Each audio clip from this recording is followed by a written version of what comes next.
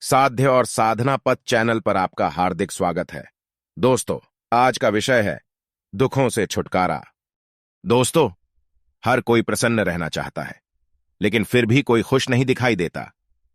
ऐसा क्या कारण है कि लोग चाहते हुए भी प्रसन्न नहीं रह पाते? हर किसी को कुछ न कुछ समस्या है। लोग हमेशा खुश रहना चाहते हुए भी हमेशा दुखी क्यों रहते हैं? प्रसन्न रहने का क्या सरल उपाय है?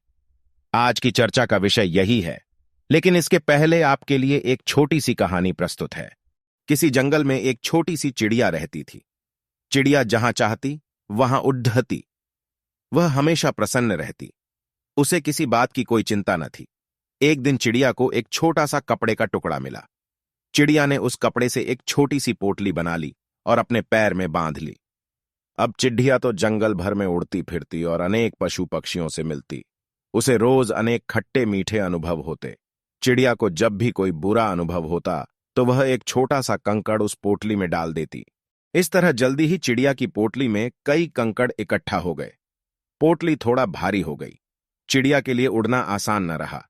अब वह ऊंचा न उड़ पाती और थोड़ा नीचे ही उड़ती।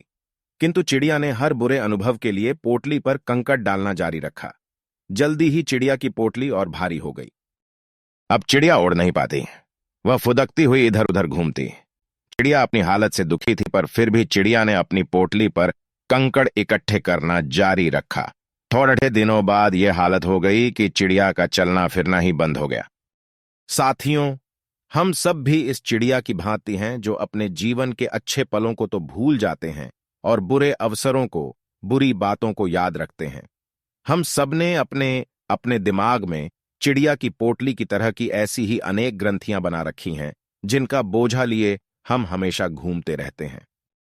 मान अपमान, ईर्ष्या, द्वेष, जलन, बदले की भावना, दूसरे को नीचा दिखाने की इच्छा, घमंड आदि की अनेक पोटलियां हमने अपने दिमाग में इकट्ठा कर ली हैं। इसी कारण आज आम आदमी के जीवन में इतना तनाव और अवसाद है।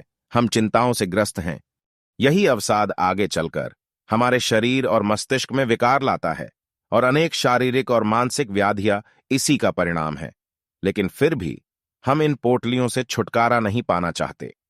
यह बात याद रखनी चाहिए कि जितना अधिक हम अपने बुरे अनुभवों को याद रखते हैं, उतना ही कचरा हम अपनी बुद्धि में जमा कर रहे हैं। आवश्यकता है सफाई की। तो गहरी सांस लीजिए और स्वयं से कहें, मैंने अब इन सारी बुरी स्मृतियों को मुक्त किया। अब मैं अपने जीवन में आगे बढ़ने के लिए तैयार हूं।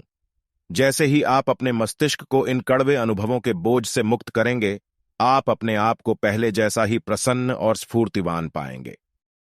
अब आप ऊंची उड़ान भरने के लिए तैयार हैं। मित्रों, यह बात याद रखिए, जब आप किसी को उसके बुरे व्यवहार के लिए दिल से माफ कर रहे होते हैं, तो वास्तव में आप स्वयं को उन ग्रंथियों से मुक्त करते हैं जो आगे चलकर आपकी प्रगति में बाधा बन सकती हैं। दूसरे के बुरे कर्मों का फल उन्हें विधाता समय आने पर देता ही है। इसीलिए सब बोझ अपने दिमाग में मत डालिए। स्वयं को किसी भी दुर्भावना से मुक्त रखें और आगे बढ़े। प्रसन्न रहने का यही एकमात्र उपाय है।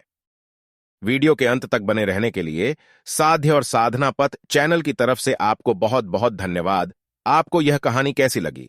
कमेंट बॉक्स में जरूर लिखें।